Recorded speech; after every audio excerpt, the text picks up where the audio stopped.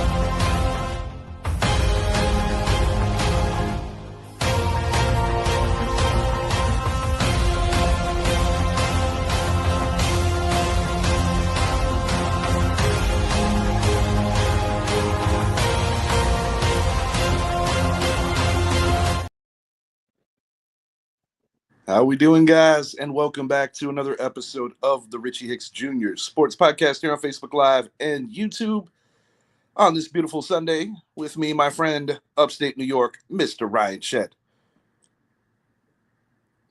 So, how's it going? A little weather report up here. It's actually decent today. We're talking low 40s. By Tuesday, we're talking it's supposed to get to 60. But I'm not going to get too excited. Usually March has a really big Mother Nature storm to give you the middle finger at least one or two more times before spring hits. So, how's it going down there? High 70s, low 80s. Jen is cranking the air conditioner, and that's why I'm wearing the hoodie. A little brisk out here in beautiful St. Cloud, Florida. Yeah. Well, I got a hoodie on for a different reason, but at least we're both staying warm. Yes, sir. Yes, sir. On today's show, we're going to be hitting on Myles Garrett becoming the richest non-quarterback contract-wise in the history of the National Football League. I think it struck a bit of a surprise amongst football fans and media alike because it really appeared that Myles Garrett wanted out to try to win a championship, and it's very unlikely that a championship aspiration would happen in Cleveland. Not impossible. I mean, Kevin Stefanski did take them to the playoffs a few years back, and they did give the Chiefs a good run that year. But you said it on our last time you were here on the show, how Deshaun Watson just really screwed that organization over. And I don't know if anything became of it, but there was like a TikTok dance that he did where he wasn't wearing the walking boot. And I believe the Browns were trying to use that against him to see if they could recoup money because it was against the statutes of his contract. I don't know all the ins and outs of it or if anything's going to come of it, but I guess to put it bluntly, the Browns know they made a mistake at the quarterback position. Myles Garrett, quite frankly, a future Hall of Famer. And you could even go as far as saying possibly their best player maybe since Joe Thomas, and before him, probably Jim Brown, like as surefire Hall of Famers, you know? Oh, for Cleveland, yeah. I mean, I'd throw Tim Couch in there. Totally kidding. Tim on the couch. Yes, sir. He's extended to through 2030 now. He's got $125 million guaranteed on the contract. He has the second most sacks since he's entered the league in 2017, only behind TJ Watt. TJ Watt has 108 and Garrett has 102.5. But I think that he's worth all of that money. My concern is this. A lot of times these big name players, and I'm not going to say this is actually how Myles Garrett is going to act, but they just don't try as hard anymore. They got their bag. It's guaranteed money. And whether he gets 10 sacks or 24, he gets paid the same amount within reason. I'm sure there's some incentives in there as well. But again, he's got the guaranteed money. That right there is his lifeline. Like, he's fine. So I really hope he doesn't turn into one of those players that got their bag and then you just see them not trying as hard on the field. But my most interesting question to you, Richie, is now that you know you have Myles Garrett locked up and you have the number 2 overall pick, Mm-hmm. if Abdul Carter is there, do you grab him or do you grab either Cam Ward or Shadir, depending on which one is left from that first pick? Because Tennessee may take Abdul Carter too. Yeah, What do you think? Tennessee's kind of a coin flip where they could take one of the top 3, whether it be Travis Hunter, Abdul Carter, or Cam Ward. That would leave Cleveland possibly with the option to go after Shador to kind of maybe readdress that quarterback position. But if you pair Abdul Carter and Myles Garrett together, you immediately have something elite that so many teams strive to have. Oh, absolutely. The You Niners know, have been trying like, that for years. I mean, no one has been opposite Nick Bosa for so long. He constantly gets chipped and double teamed, and they don't have a good enough pass rusher on the other side, to get to the quarterback. So, I mean, with Cleveland, man, you throw a young Abdul hungry Carter there on the other side of Garrett. and Yeah. Cleveland's only a couple of seasons removed from the playoffs. So when you consider that particular year, their secondary was playing at a high level, Myles Garrett was playing at a high level, Joe Flacco got off the couch and kind of resurrected himself. I'm sure they regret letting Flacco walk. I would say that it's really a coin flip. But if I'm Cleveland, it's hard to resist pairing Abdul Carter with Myles Garrett because, I agree.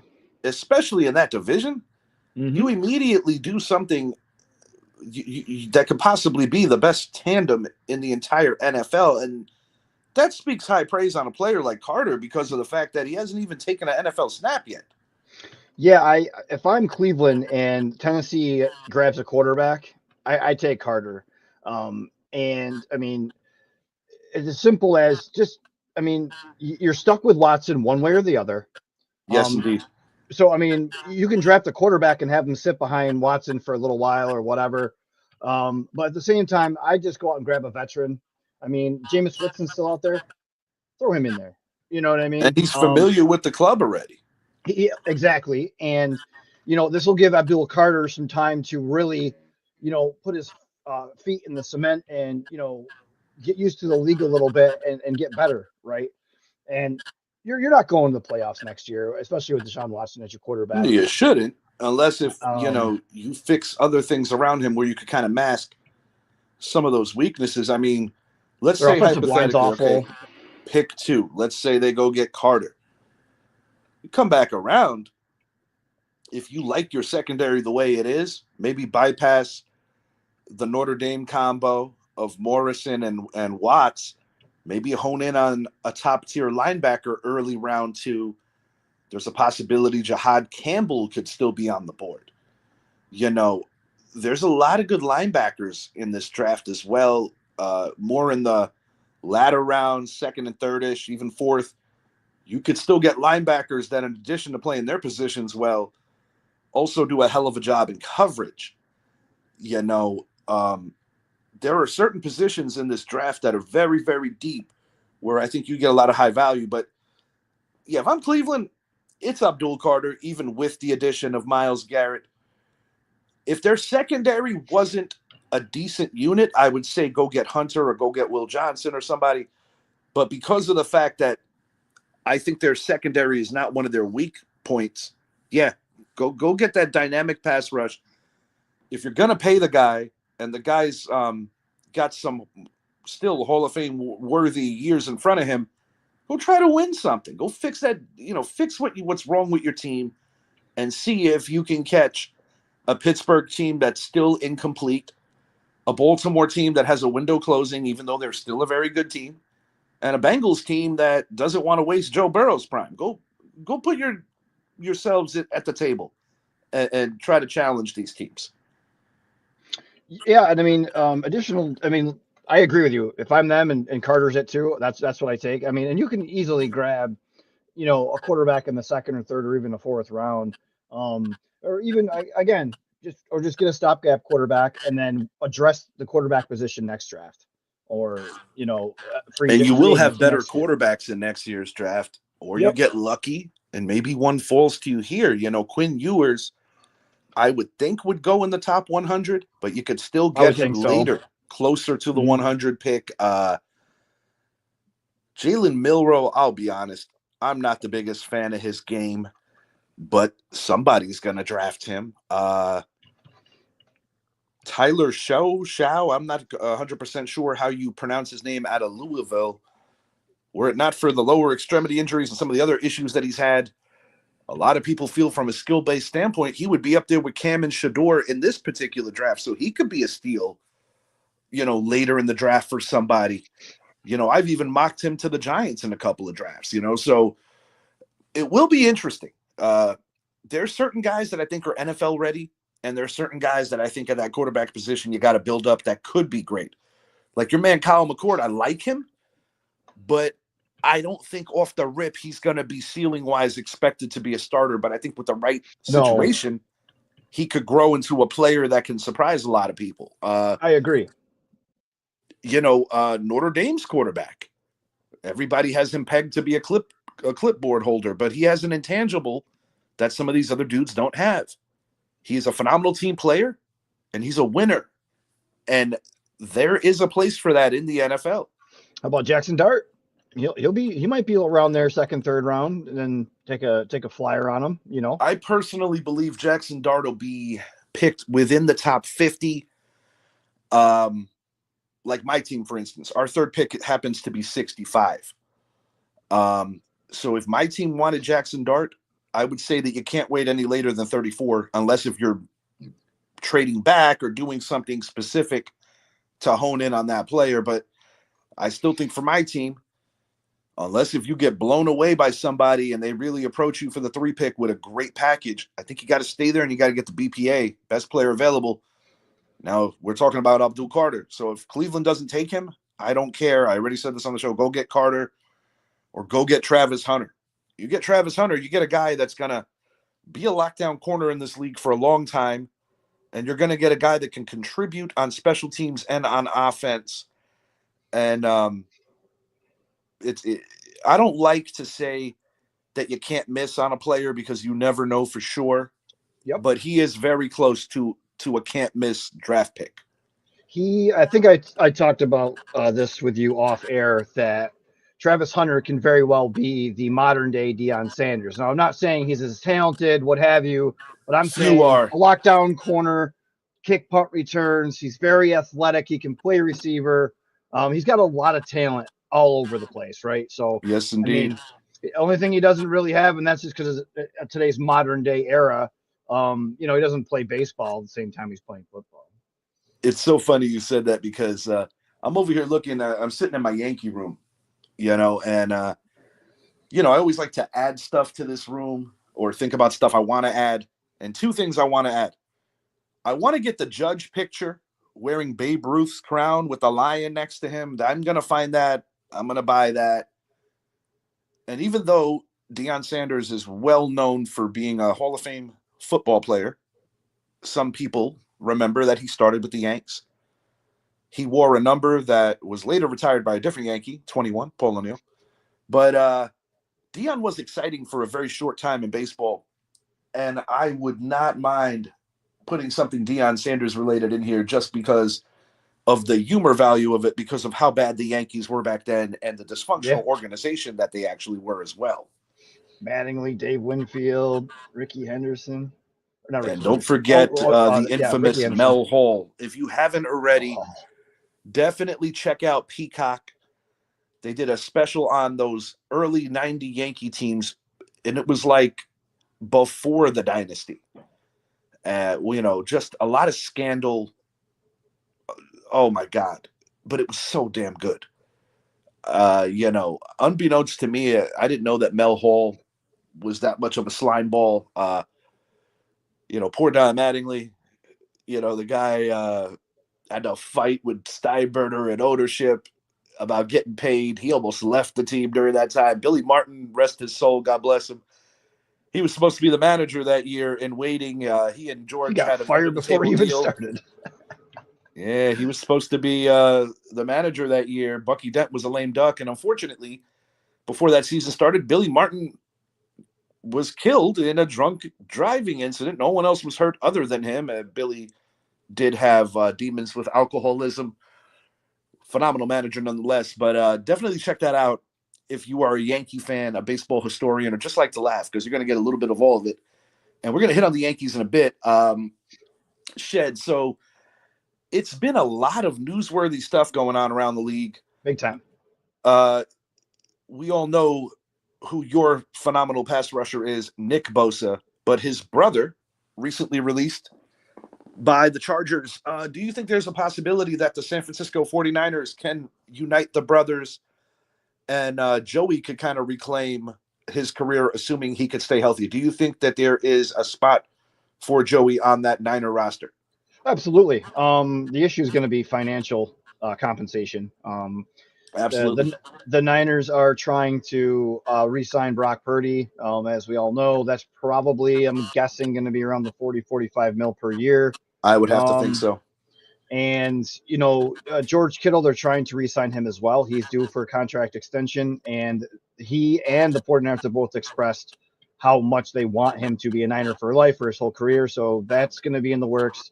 You got to re-sign Dre Greenlaw, Hufanga, yada, yada, yada. All these big name players. Yeah, you got to bring back the faces that have been helping you play deep into the playoffs while also filtering in new talent, because once again, similar to the Philadelphia Eagles, who I think do it better than any front office, you got to hone in on core stars, but at the same time, you got to keep the fluidity of the roster going to expand your window.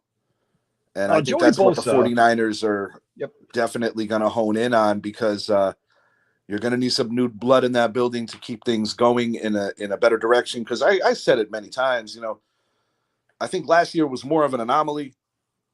I still think the 49ers are one of the better run organizations in the professional football. I think they're a top 8 organization in terms of not just history, but I'm talking about like right now, the way that John Lynch and co handle that roster, the way that they draft. And usually if they make a mistake in the draft, they find a way to fix it. I mean, Brock Purdy, you got lucky there. But the bottom line is that nobody cares about that Trey Lance situation, because you got a guy 3 times as good as him by accident. Yeah, and I a lot of chatter, Niner Nation, about Joey Bosa coming to the Niners. I mean, obviously it makes sense. He's already in California, and his brother plays for the team, and the Niners desperately need a good pass rusher opposite of Nick. It would be a hell of an addition. Realistically, unless he wants, I mean, and we all know Joey Bosa's hurt a lot.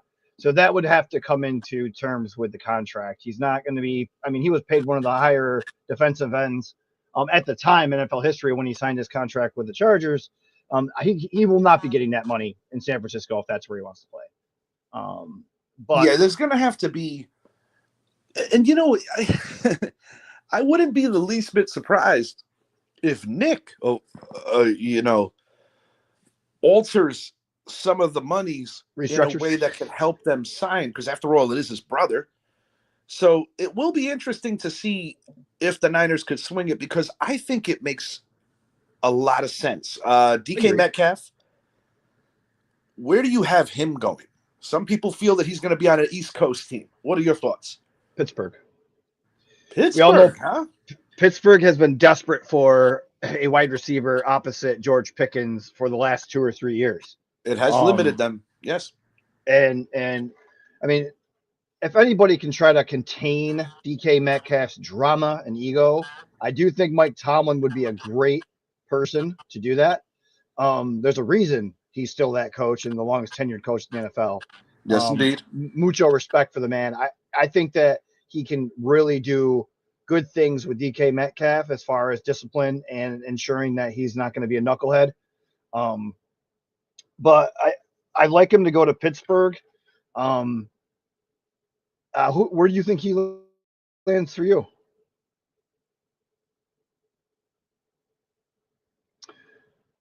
Well, we lost Richie temporarily, but I mean, there's other options. where Metcalf can go. He's definitely not going to go interdivision. So anybody in the NFC West, you can cross them off your list. Maybe New England's another possibility, though. The rumors are that they are close with the Niners about trading for Ayuk. So I'm assuming if that doesn't happen, perhaps they go after Metcalf after that. What do you think, Richie? I actually think that it could be another guy named Mike. I have a feeling that Vrabel. Yes, Vrabel.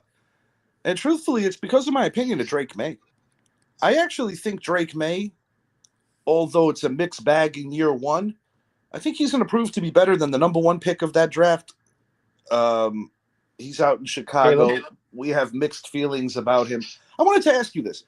Did you know that Deron Williams was related to Caleb, the old Utah Jazz point guard post John Stockton? No, I had no clue. Go on Google, take a look at Deron Williams, and then you'll be like, oh, shit, they're twins. Anyway, Caleb Williams, in my opinion, not going to be the best out of that class. It's probably Jaden Daniels already. Bo it Nix already surprised is. me. I knew Bo Jaden Nix had Daniels. some game, but he definitely surprised me. I think Drake May, I think New England got it right. They had the convenience with the Mac Jones pick that he just happened to be there, but they realized quickly he wasn't that dude. Yep. But I think they got it right with Drake May. But New England's another team that needs a legitimate number one that could stretch out the field.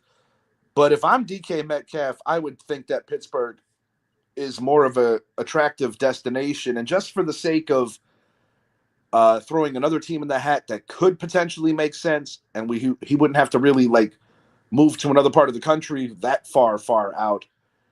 The Los Angeles Chargers have a decent amount of cap space, and they are looking to enhance that receiving room. Yeah.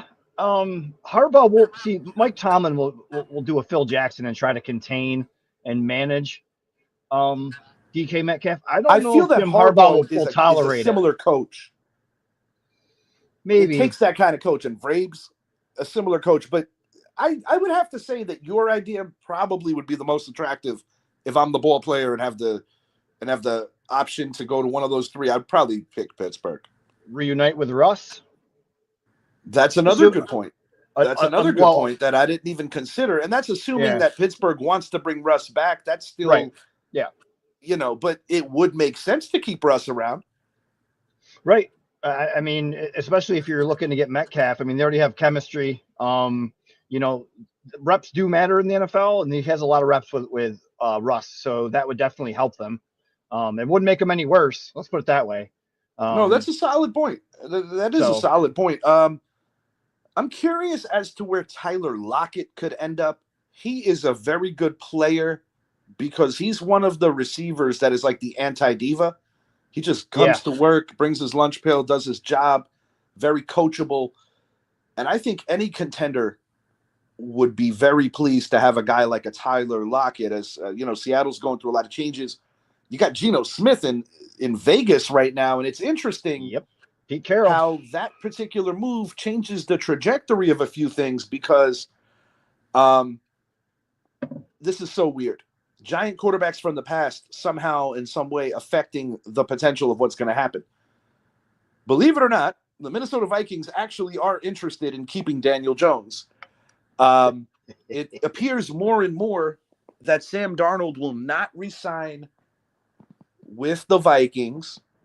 And what I find interesting is the Vikings could be the gatekeepers to whether or not Aaron Rodgers goes to the Giants. Because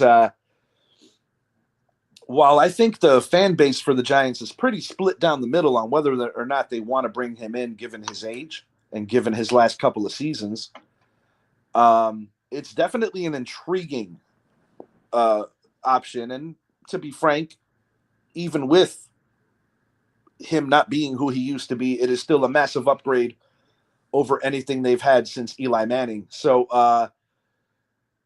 I'm curious to see if Rodgers comes along. I mean, he pulls the full Brett Favre if he goes to Minnesota. Yep. And I touched on that. Yeah. They are a team that's ready to win now. So I mean, I'll be honest with you. If I'm Aaron Rodgers, I'm probably choosing the Vikings over the Giants. If there's any motivation to choose the Giants, other than the fact that you'll make a lot of money, is in terms of convenience value, you already live there. You have your home there. The other part of it is, does he feel that the juice is worth the squeeze? Like, is he going to be there at least 2 years where he could do some winning if the Giants have a quick turnaround? And I think that's something that he has to weigh too, because he doesn't have a lot of time to play anymore. Because, everybody, at the end of the day, guys take gigs for different reasons. Some guys are like, damn, I don't want to end the way I did with the Jets. Can I be something similar to what I was prior to my arrival in East Rutherford? There's no more MVPs. A Pro Bowl wouldn't be out of the question, but can he win again? And that's the question. Because if you look at his season last year, it's a mixed bag. Tied with Josh Allen in touchdown tosses.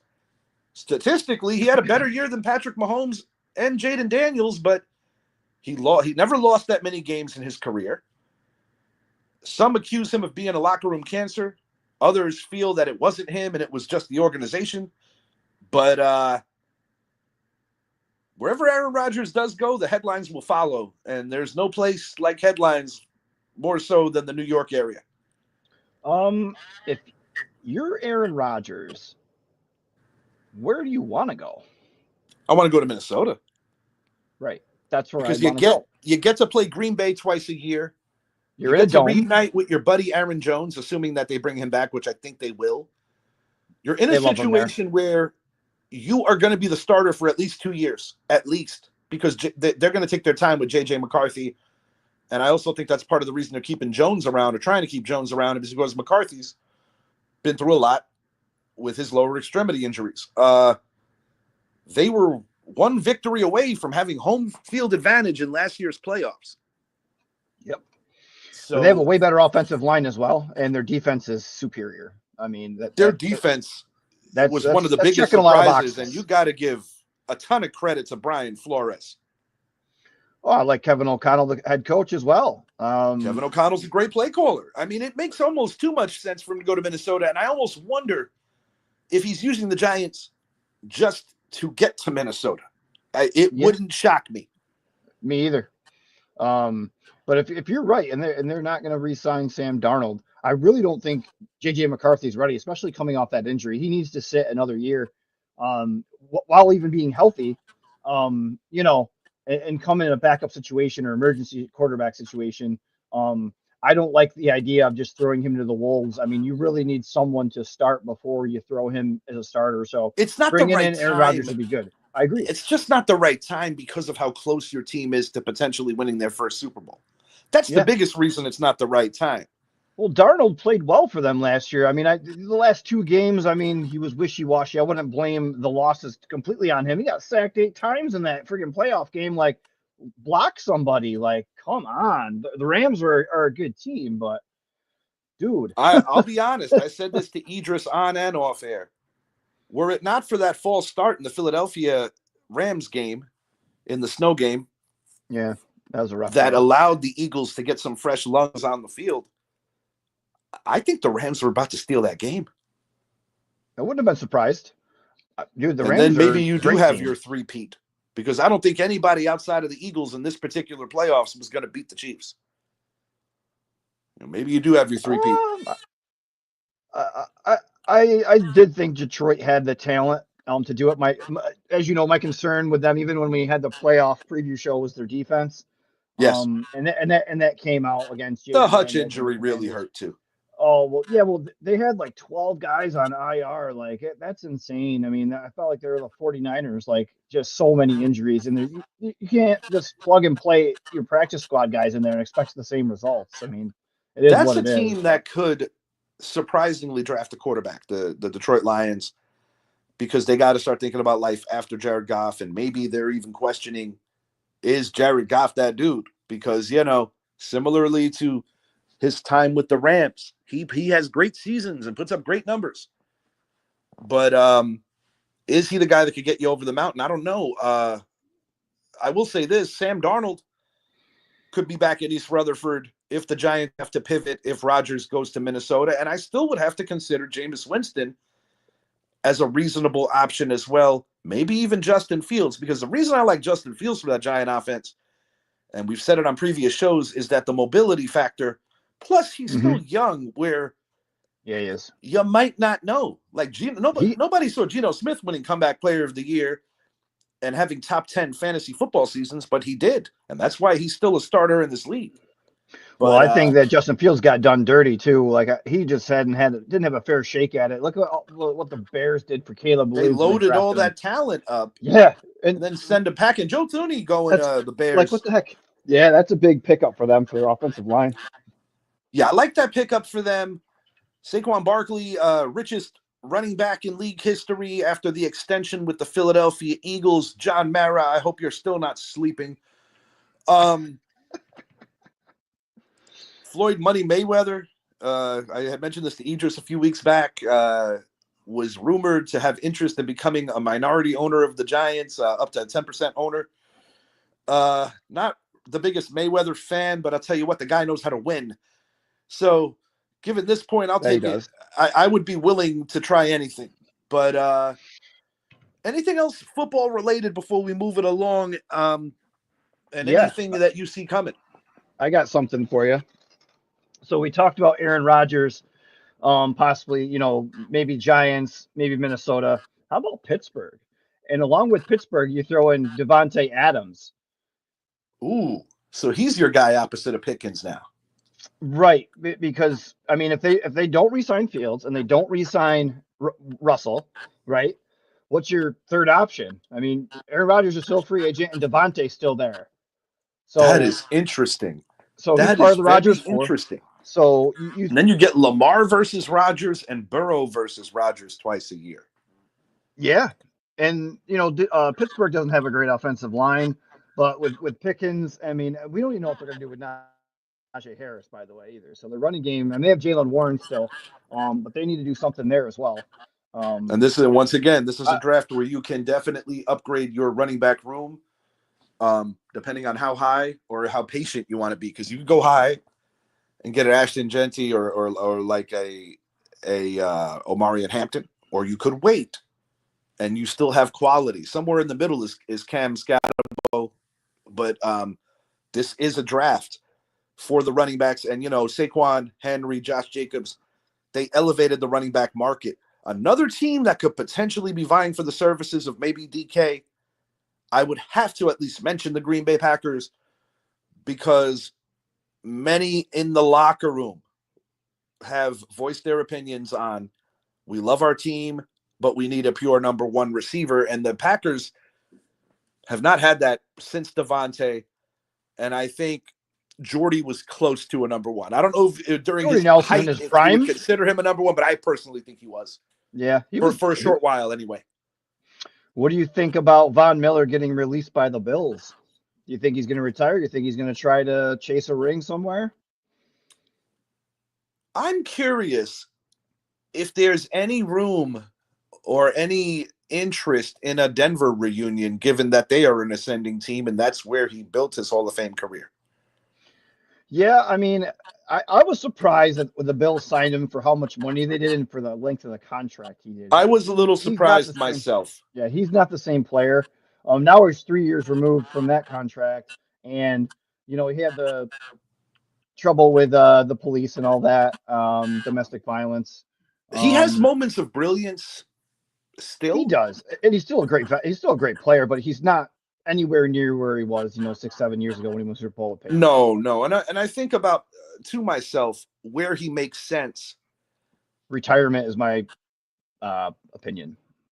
It could potentially be retirement if he doesn't get the right suitor. Think he'll ring chase though? I mean, I don't think he's going to ring chase if he goes back to Denver, because I'll be honest, I think they're a few players away from being a contender, but they're still a good team. They're definitely a good team, but their defense is definitely elite, which gives them a chance to be something. But you still got the Chiefs over there, and It's wild with that Garrett contract at the top of the hour. Max Crosby held that for roughly a week. Anywhere Aaron Rodgers goes, I have to think that Devontae's not far behind. I think Minnesota will exclude bringing in Devontae because they already have their 1 and 2 pretty sewed up. If they go bring in Devontae with Rodgers, my goodness. Addison, JJ, and Devontae, that is not fair.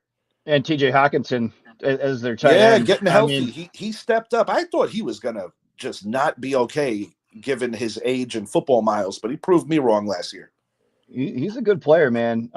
He's well, in his prime when he's healthy, I would say he's top 5 tight end, but maybe not anymore. But he's a good heck of a player. And I'm going to call this now. Even if you guys bring back Kittle, I think the 49ers will draft another tight end. They've been trying to draft a tight end for the last 5 or 6 drafts, and the guy's on the practice squad, comes up. They're you can't find another Kittle, and that's their problem. They keep drafting him, and they just know. I mean, if Kittle. I'm going to give you a name, and we'll see if I turn out to be right during the draft. Gunnar Helm, Texas. I think he's going to be a 49er. When? What? I mean, what round? 3rd? That could range, but I'm gonna say round 3. Yeah, they have some compensatory picks for sure because all the coaches and everybody that always leaves them because of. Yeah, that's part of the reason why the Shanahan tree is always getting hired at somewhere. Yeah, similar to the Parcells/Belichick tree. Years later, the Parcells side of it was more successful than the Belichick side. We're gonna move this along to baseball. Our New York Yankees, my goodness, this is a spring to forget. Garrett Cole getting tests done on his elbow.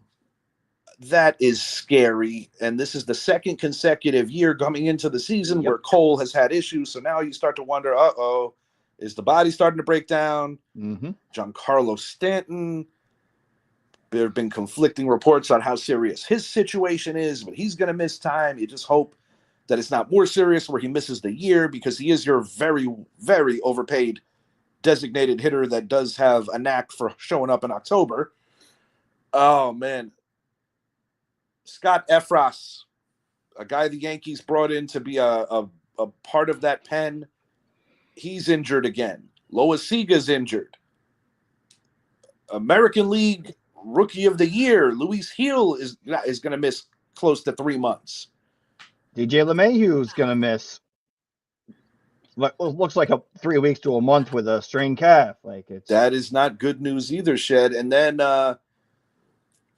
you didn't make a play at third to get one of the bigger names. We did suggest something outside the box. Would you approach the Boston Red Sox to give them some farm hands and a decent package to acquire Rafael Devers, who does not want to not play third over there with the addition of Alex Bregman? You got to think that the Sox are going to ask for a lot because it is the Yankees after all. Now Stroman, a guy you wanted to trade.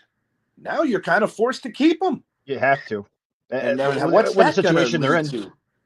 It could lead to some motivation possibly, or it could lead to the cancer stuff. So I don't know how that's going to go.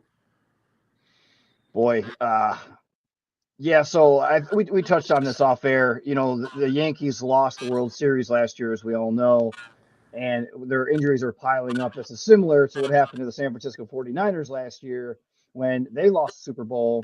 And, they were devastated with injuries and tragedies with loss of children and guys getting shot from a mugging. It just a it was domino just effect. nonstop. Exactly. Just really bad things all the way around the board. And now it seems like the same situation, unfortunately, is happening with the Yankees. I mean, let's knock on wood, though. We don't fully know what's going on with Cole's elbow. He could have just strained it or something like that. Just needs got my old school record fine. player right here. You said knock on the wood, right in reach. Mm-hmm. So, yeah, I mean, it's just one of those things where let's endure. Let's try to move forward and hope for the best. I mean, if Cole's down and he's out, that's absolutely. I'll put it to you like this: we don't know the severity of the Garrett Cole stuff. Right. And I'm sure the kind of guy he is, he'll try to do treatments to get through it. But in the event that Garrett Cole had to miss this season, because you have to consider that as a possibility, mm-hmm. Max Fried becomes your 1. Carlos Rodon goes back to 2. Heel's not healthy right now. So now suddenly you got Clark Schmidt, Marcus Stroman. Yep. And maybe you have to expedite the arrival of Will Warren, or you put Carlos Carrasco as your 5. But now you're pulling from everywhere. Yeah, you're just in your depth. You're pulling from everywhere. Thin. And I'll be honest, you're stretched thin. What I predicted to be a 101 win season could turn into like an 86 win season really quick with all of that happening. If you're lucky, I mean, your offense isn't going to be the same either. You know, losing Stanton in that lineup, despite, he batting like 260, whatever, but he's still like, pitchers don't want to pitch to him. I mean, he's a dangerous hitter, dangerous player. And you can't, they're not going to want to pitch around him or hit. Judges don't have any protection now. Yeah, my ideal lineup, assuming that guys are healthy. I'm assuming you'll try Volpe as the leadoff man to start things up. I like him at 9. I like him at 9 too. I think they'll give him the first crack, but ideally I would like Jason Dominguez to hit as the leadoff man. I would probably consider putting Jazz Chisholm as your number 2 guy, and then have Judge at 3. Cleaning up would be Bellinger, and then kind of flip a coin if you want it to be Goldie or Stanton. Now, this is all on the assumption that these guys are healthy, which they're not right now. But, yeah, definitely a lot of changes, even before the injuries. But one thing that the Yankees have proven most years is that they dance through a lot of raindrops when the injury bug comes to the Bronx. And last year was a great example of that, with Cole missing the first half of the year. But you don't have Luis Gil now. So, do you trust Rodon to have to pick up that kind of responsibility? It's a little scary, but we're going to find out if the Yankees want to expedite Will Warren to the big club. Might have no choice. You got to hope that Stroman, a guy that I don't have a lot of confidence in, can surprise. This is like, if I'm Marcus Stroman, I'm like, damn, this is like a new lease on life. I got to maximize this opportunity. Yeah. I just don't. Because remember, you got rid of Nestor Cortez, who, although last year was kind of a lost season in certain metrics, Nestor Cortez was a good Yankee. He was. He had his moments where, man, within reason, I wouldn't want any other pitcher on the mound. And then there was situations where I wanted to kill him. Like, what are you doing? Yeah, I feel that. And, good friend of the show, Richard Dorney, Mets super fan.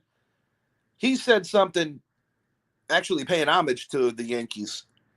And he's not a big fan of Stroman because of his time with the Mets. And he flat out said, think what you want about the Yankees, but that place is a mecca in its own way, Yankee Stadium. You have the opportunity to get the ball in game 1 of the season last year, and you don't want to pitch because it's against your schedule? I mean, think about that. And this is the kind of guy that I'm supposed to have faith in? I mean, I have no choice. He's on the team. I think the World Baseball Classic, when he pitched that no-hitter, really blew up his stock. Yep. But it was a lot of smoke and mirrors. I'm not a huge fan. I just don't like selfish dudes in general in team sports, and he definitely fits the mold of that selfish dude. Yeah, your boy Cam Ward is in a similar situation. He just wanted to break a record real fast and then bench himself. The talent is there, no question. However, it's not the best look. And I'll be honest, I love Eli Manning. But when Eli Manning first came into the league and pulled the John Elway at the advice of his family, yep, it took me until I'd say about 2006 when he led the team down the field, tied Philly. Unfortunately, the great David Green Acres, if you're Chris Berman, kicking the Giants out of the playoffs. But Eli kind of showed me something there. 2005, we made the playoffs, but he got shut out. So I would say that's when Eli showed me something. The reason I even bring this up is because it's similar to wondering. Eli earned his stripes. but it wasn't the best start. And especially in a place like New York, which is a no bullshit kind of sports town, it took some time because Eli was very close to being kicked out with Coughlin because of the great success that Ben Roethlisberger had immediately. Phillip Rivers, from a statistical value, just being really great. Eli was the latest bloomer of the three. And yeah, well, this thing with Strowman, or I even said about Kayvon Thibodeau, like with my admiration for Abdul Carter's game, and you said it, we were joking around. I'm like, are you a team guy or a me guy? You're like, without hesitation, he's a me guy. Yeah. And the to touch on your Ben Roethlisberger thing, I mean, he just walked into an already Super Bowl ready team. Yes, he did. Similar to a Tom Brady almost. I mean, Bledsoe had that team, and then he goes down, and then there's Brady. But I think what held back that Tommy Maddox goes down, and Ben Roethlisberger to... steps in. He already had Jerome Bettis, Willie Parker, and they had that phenomenal defense with Troy Polamalu and co. Like they were already ready team. Sorry, go ahead.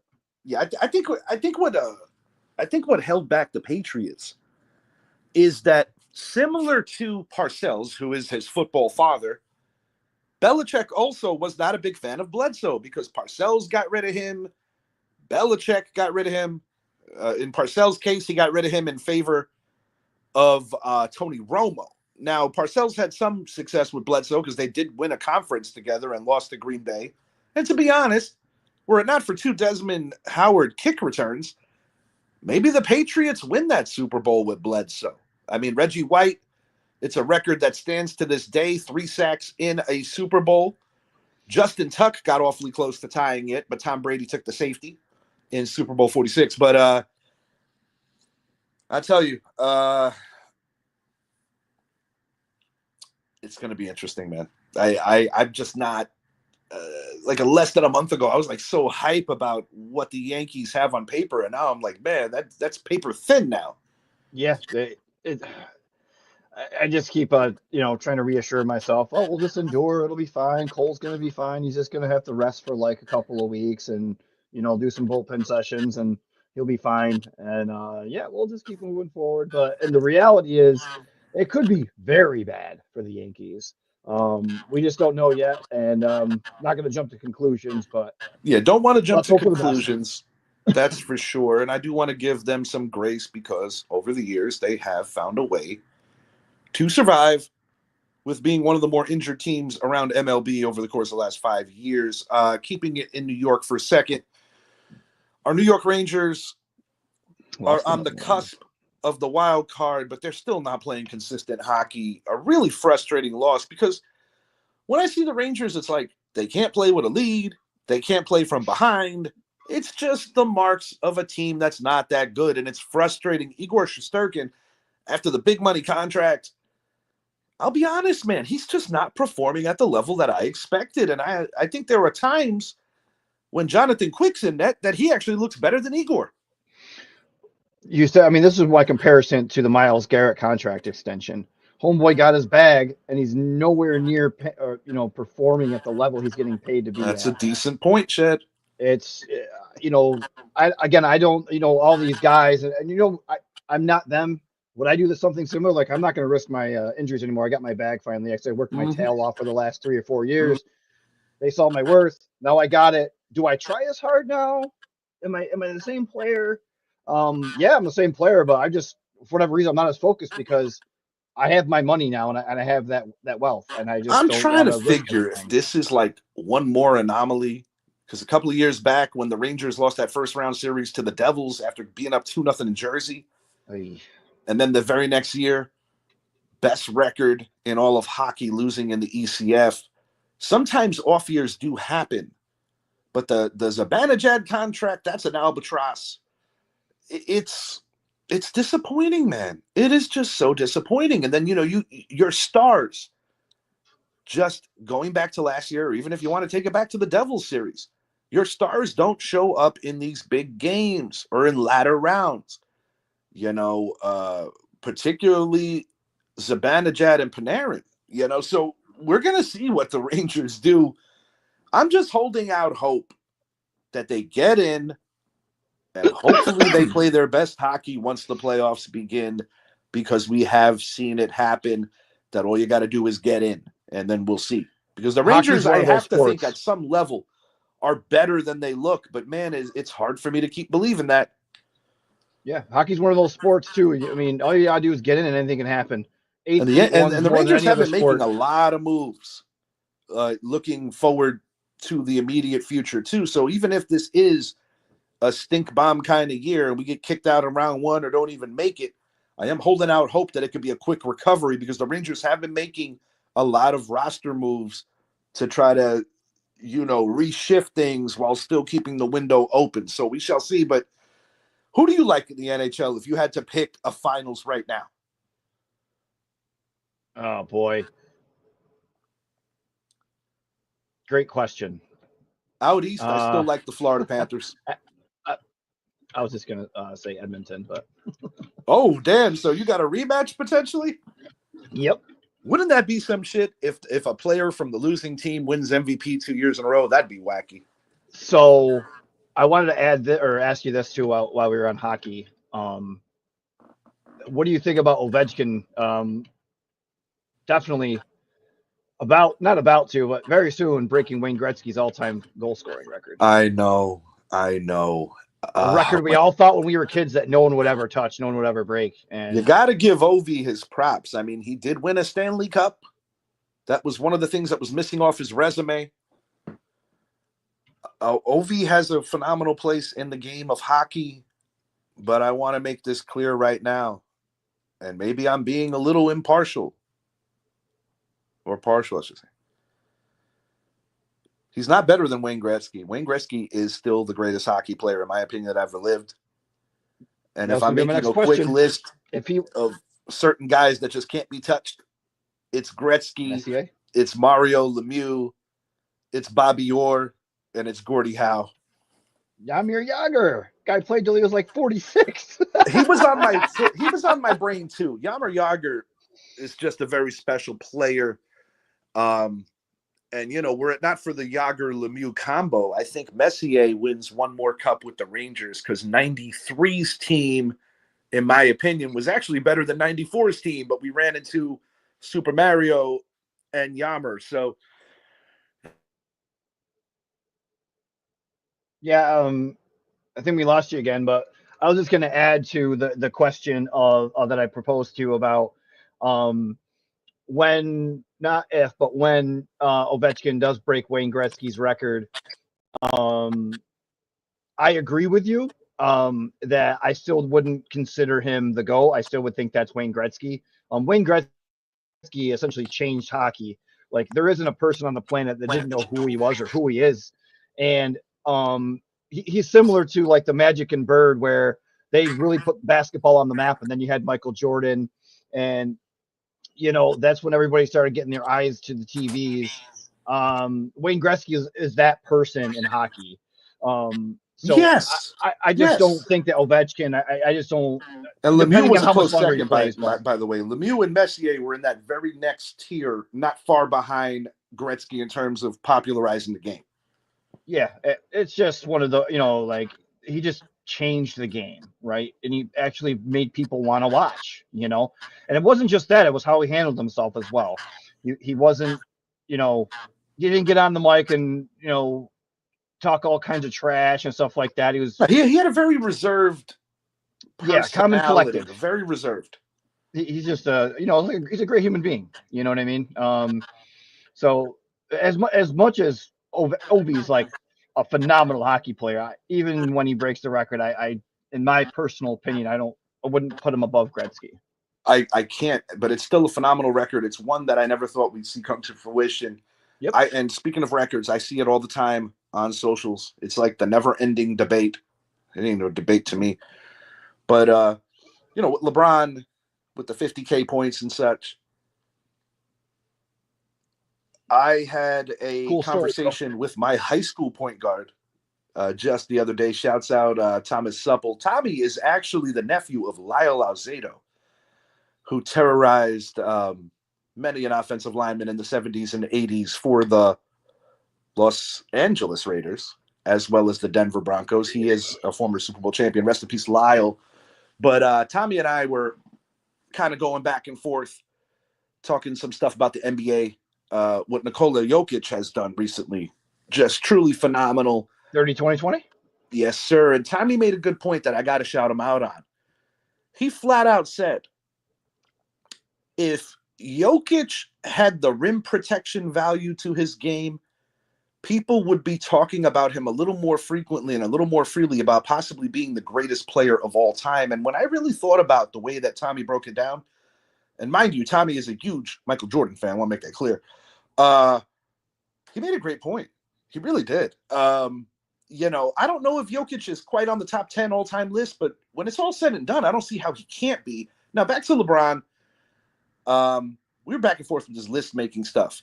And I told everybody has an opinion of top 5, and many arguments make sense. I hope mine does. Michael Jordan is the greatest of all time, in my opinion. Number 2 might not be number 2 on other people's list. I still have Magic Johnson there for a litany of reasons. Being one half of the duo that saved the NBA, and just the winning value that he brought to the league. Showtime, just a 12-year career, left the league as the all-time assist leader. The thing that makes Magic special to me, there's a lot of things, but what makes Magic special to me is that he is one of the few players in the history of the league that could completely dominate a game without even scoring a point. And that boy could score if he had to. Magic Johnson could score. Yeah, Magic's a great player, but yeah, my number 1 is Michael Jordan, hands down. But the LeBron James debate is silly to me. You can see all the interviews time and time again of he self-proclaimed himself the greatest of all time. You let your peers do that. You don't call yourself that. You earn that through your peers in the media and all the fans with respect. I couldn't agree anymore. I could not you don't possibly agree anymore with you on that. And now recently with the Stephen A shit and with Bronny, I'm like, bro. I was going there next. Like, so he goes to Stephen A, and Stephen A is just doing his job. As much as I disagree with a lot of his takes, but he wasn't wrong with that. Like criticizing Bronny. The only reason that dude's even in the NBA is because of his father, who his father is. And if he doesn't want, he approached Stephen A as a father, not as an NBA player. But at the same time, LeBron put his son in that situation. Yes, indeed. Stephen A was just doing his job. So if you have anyone to get mad at or to blame, it's himself. Like, and I blame the NBA to a level too. Sure, that's fair. Yeah, allowing it to have like a second round pick on because him. a lesser player, get out. A lesser player behaving like that, there would be big ramifications. Absolutely. Yep. Agreed. A lesser player, there would be big ramifications. And what message are you sending to the people that follow your league or even the people that play in the league? Because I'm sorry, if Michael Jordan did that shit, even though he was Michael Jordan, I still think he would be suspended. I mean, for Stern wouldn't have stood for it. There's been a long-going theory that Jordan was suspended and that wasn't really a retirement. Yeah, it's crap. Like Jordan's kids, I think it was, I'm not sure which one it was. It was the one that dated Pippen's wife. He played in college, and Michael wasn't like, let's draft him to the NBA. He was like, if you want to get in the NBA, then earn it. Earn your way there. That's being a father. He actually played really close to where my mom lives at Central Florida. I think it was Marcus. But yeah, like earn your way. Like, I'm not paving the way for you. You want to get in the NBA? You practice hard. You work your tail off, and you'll get there on your own. I'm not gonna hold your hand. LeBron, on the other hand, just follow me, son. I'll get you there. Like, what? The bad look, dude. It's a terrible look. Like, my father coached me and everything. And one thing about my dad, with the way that he treated me in team sports, was that he was extra hard on me because he never wanted any of my teammates to ever think that I got something for free because my dad was the coach. Right. Yep. Right. And I'm going to give my dad some props here, giving me an old baseball story from his high school days. I'm not going to name drop. That I won't do, because in my hometown, there's a lot of second and third generation, so I don't want to insult nobody. All I'm going to say is his baseball coach comes up to him and says, Hicksy, do you know why you're not starting today? He says, no, coach, I have no reservations or worries about that. My dad doesn't have a yacht, and you're not on it every weekend. Okay. That's like the best reply ever, by the way. Okay. Okay. All right. Nah, but you get where we're going. It's bullshit. It's Yeah, bullshit. I He's get a it. grown man. And I Yep. don't have any bad for the young guy. I have no bad for Bronny whatsoever. I'm very happy that heart condition, he was okay. He seems like a good enough kid. I have no bad for that young man. But LeBron, he's a grown man. Let him be like all the other players in the league that are subjected to scrutiny from the Stephen A. Smiths of the world. Yeah, and that's just it. Like, again, he was just doing his job. He approached him as a father, not as a player. But at the same time, LeBron, you put him in that situation. He's a grown man. He's in the NBA. It's reap what you sow, dude. Like, it is what it is. No, it's a grown man's game for sure. And you know, it turns off a lot of people, similar to when MJ played baseball and it turned off a lot of people because some people feel that he got preference over certain guys that were in the minor league ride. According to Terry Francona, Boston Red Sox great manager, former, and as well as the Guardians. Yep. He said that he feels Jordan would have went pro if he would have stuck with baseball, and I have to take that as valuable opinion because he's been a major league player. He knows what it looks like. New York Knicks really limping, the unfortunate injury to Jalen Brunson. Yeah. And it just goes to show that he is the igniter of the offense. He's the guy that gets everybody else going. Karl Anthony Towns is still an amazing pickup, but without Brunson in that lineup, they just look so flat. I mean, they're playing hard. They lost by 10 in LA. They got the Kings next. Quite frankly, it just looks like he'll be back, I think, for the playoffs. He should. But, nah, it's a second-round knockout again. The Knicks still need more on this roster to compete with the Bostons and the Clevelands. Let me ask you this. Do you find it, I mean, maybe it's because we were younger, but do you remember having so many injuries in the NBA? No. And it was a more physical league back then. That's that's where I'm going, though. Like, but can't we say the I same don't, about football too? Probably non-contact injuries. Well, yeah, but also the concussions were not a thing back when we were kids growing up. They just went back on the field like it was nothing. Now you just land on your head wrong after you get tackled and they take you out. I don't know the exact reason why you have so many of these injuries, but one thing I will say in both sports is that I believe that when you don't push yourself at the level that people before you push them, you up your chances for injury. Well, I'll go. Even the preseason is watered down in the NFL, and in the NBA. I mean, do you think Michael Jordan is going to sit here if he and talk to us about rest minutes? Are you for real, dude? Jordan would That's why I love a guy like it. Josh Hart. Josh Hart has that throwback mentality that you got to literally kill him to get him off the court. Josh Hart will play every game, every minute if Coach Thibodeau allows him to.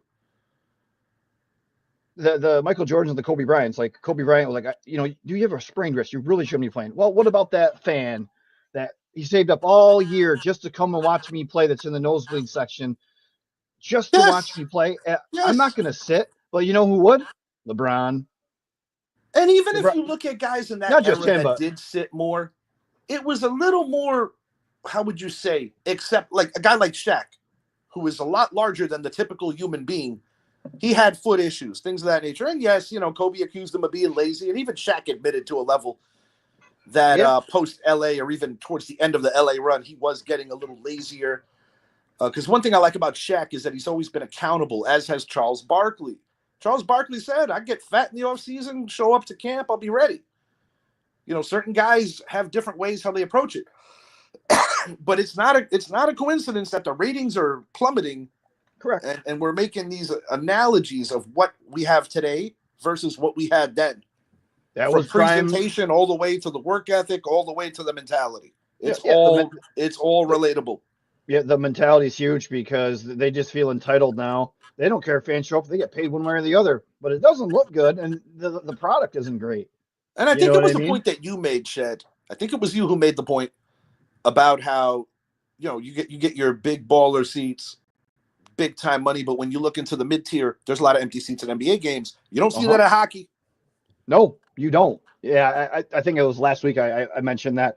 Like, it doesn't matter. All those guys skate and they're skating hard. It's the love of the game. That's why they're Yes. there. And And even I in just don't. baseball, you might see it midweek for baseball games. But another thing that you'll see is that people filter in maybe in the third inning. Cheaper seats. And then versus, Cheaper tickets, but everybody knows that a weekend game versus weekday games, you're going to have better attendance because you got working People work. folks. Yeah, people work. Yeah, or like you take the Yankees or even the Mets for that matter. A lot of people commute by subway. Sometimes they might filter into the stadium a little later. Mm-hmm. Sometimes with Yankee games, those ridiculously priced seats in the front, you'll see them empty because these are business people that have a lot of things going on. So sometimes you'll see those seats empty. And as the game moves along, security will allow folks to come down and enjoy those seats. Well, look at the NFL too. I mean, we can just add the other top four sport is NFL. Like, within reason, all the stadiums are sold out. Like, that's because it's a good product on the field. Like, those guys are trying hard and playing hard, and it's a rough game.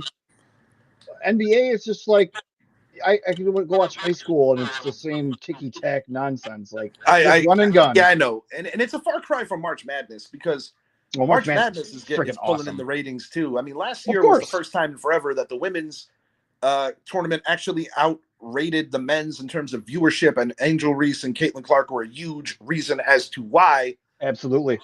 But the men's tournament's coming up, with the exception, well, there is no exception because it's collegiate. It is the most unpredictable tournament in all of sports, and I would say the second one is probably the Stanley Cup playoffs because of all that President's Trophy curse value. Yeah. Oh, shit, Idris is here. I hope he hasn't been waiting long. I just know. Idris, my bad, dude. I didn't realize you were here. What's up, my guy? Yo, look, something? You know what got Idris, me, how man? long were you backstage, bro? I just logged in. Logged in. Y'all get ready to end too. Too bad then, because for a second I thought I had you waiting back there. Nah, you good. I knew I was getting ready to close the show, so hey, what's up? What's going on? Before we get out of here, I was telling Shed prior to coming on that we're going to be cutting some promos on your radio station. Yep. It's for the Richie Hicks Jr. So a little bit more about where to find you on that. Okay. Look at VMix Radio on live365.com or the TuneIn app. But everything from my show, everyone who's listening, it's all we are all the Richie Hicks Jr. Sports Podcast. We are one family. So check us out. Yeah. We are all one family. Also, Idris, I'm gonna ask you what's up? I'm gonna not ask you, I actually have the credentials, but I'm gonna be sharing them on my socials so they can find your mixes. And I'm gonna be cutting some promos for you. I already mentioned a Shed that I would like for him to drop you an audio. I reached out to Brett. I'm gonna let Zappy know as well. And just any of our supporters even that want to, chime in and get a little radio time on some promos. I think Idris has a great idea in mind. And not to mention that anything that Idris touches musically, I'm naturally going to be opening my ears, even if it wasn't benefiting the podcast. Because see what the plan is, like I said, I'm going to use the radio show to be more extension this one to where, like, I can interview you guys, for the radio people. So we got, I should be telling the people out there what our plans are, but it's a preview. It's just a preview. But it's so we can expand. We got the video, but I think we should have some audio where people can just listen to us in the car. You know what I mean? Because we coming. Richie Hicks Jr. Sports Pass is coming, y'all. We coming. So yeah, that's the platform going, boys. Always, I appreciate everything that you do, not just here on the show, but always behind the scenes. You always got your brain working, trying to enhance the product. And one last thing, I'm getting ready. I gotta get. I'm already late for work. I'm supposed to be there at 3:00. Don't let us keep you. I'm at home. But the Richie Hicks Jr. Sports Podcast next month will be in where you stay. I'm gonna be there. We're gonna be doing another show together. Yeah. Idris is going to be here at the house and we'll get some work in because Idris will be staying really close to me on vacation. So Yeah, looking that's forward awesome. to that. We're gonna bum rush Chef Art Smith. Go bother Brett. Ooh, that food Yeah, is phenomenal, Idris. You By the go way, go. Oh yeah. Okay. Yeah, food's Oh, legit. the food Yeah, is food's legit. I worked it's there top briefly. notch. Also, I actually worked there briefly with Brett prior to the pandemic. Yeah, Brett will hook you up. Like he knows what Yeah. to order. Like the food is so good. Every time we've eaten there with my family when we're on a Disney trip, it is top notch. Before I go, I gotta ask you, Shed, what? Because I missed the whole show. So, What's your opinions on? You probably tell everybody Ayuk and Debo being gone. good riddance for Debo. He's slow. He drops a lot of balls. He's a Yeah, diva. looks out He's of shape poison too. in the locker room. He's out of Yeah, again. He's not the same player. He's 29, but he's an old 29. he's an old Like 29. Yeah, I don't. Maybe he'll try to do something good with Jaden Daniels and Terry McLaurin in Washington, but I don't have a lot of hope. Yeah. Ayuk, they overpaid him. Yeah. And when he did play last year, he wasn't the same player. Nah, he wasn't. And he's coming off the ACL, MCL tears, so he won't even be ready to play till like November if we're Yeah, lucky. yeah, Get the draft capital. yeah. Deuces. Word. Yeah, I agree. I Yeah, like Debo him. looks like a fullback. Yeah, Debo looks like a fullback. Debo is not the same player. Yeah. No. I'll take the 5th rounder. Yeah, Thank you. Mike. Hey, look, we got Tyrone Tracy in the 5th round. Look how he turned out for our Giants running back. So Yeah, that was part of the convo we had Okay. earlier today, saying how even if you run a committee backfield or a team like Pittsburgh who might lose Najee, Yeah. the point is, or even his team where you could lose Mason, there are other guys that you could bring in because this draft is that deep. Is that deep? Yep. Yeah. But yo, I gotta go, y'all. Yeah, man. I'm already Good to see you. 20 minutes late. I haven't left my house yet. They'll forgive you, buddy. You're good. Hey, man, I'm 60 years old, man. We don't move around like we used to. But I'll get with y'all, man. All right, man. We'll be talking to Bye, you. y'all. Good to see you, man. Later, y'all. That's Peace. safe, Idris. He's good stuff. Yeah, I love that guy. So yeah, I'm looking forward to cutting the promos. Definitely checking out Idris's radio station. So Shed, any last words? Anything you want to speak on before we get out?